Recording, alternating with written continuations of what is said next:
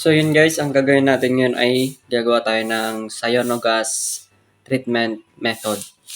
Una, meron tayong cotton candy plate, foil, the object, shoe glue, the box. Lalagyan natin itong box. Guys, itong foil plate. May cotton. Lagyan natin ng konting shoe glue.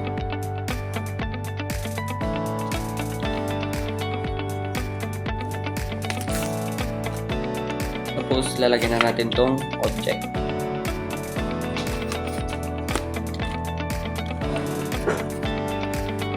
Close na natin at antayin natin siya ng 15 to 20 minutes. O yun, tapos na nga po yung time. Ano natin?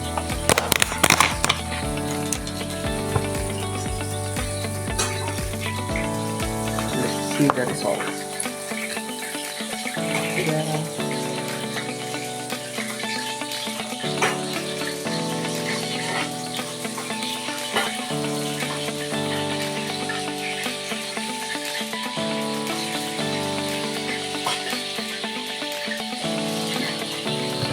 So, yun guys, picturean na natin.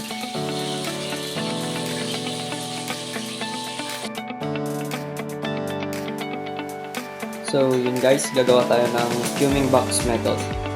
Una, ito ang gagamitin natin. Hot water.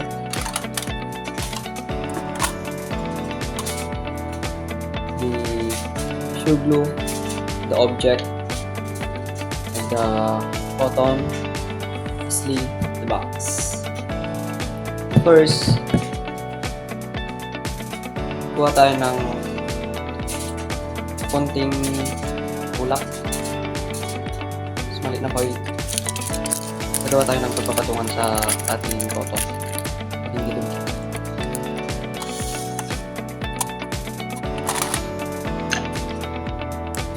Tapos lagyan ng konting shoe glue.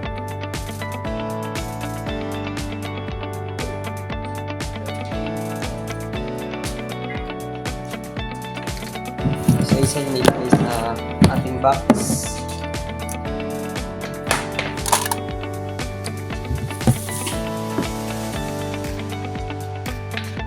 Sunod itong object. Tapos takpan natin siya. Ilagay na natin lahat. Antayin na lang natin siya ng 7 to 8 minutes. Tapos na ang ating time. More than 8 minutes.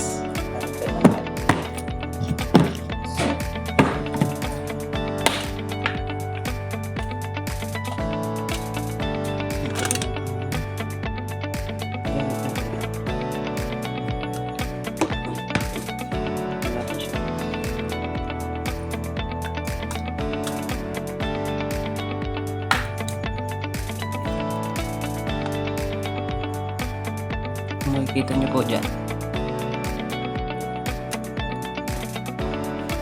Dyan po siya to. So yun, pipicture na natin.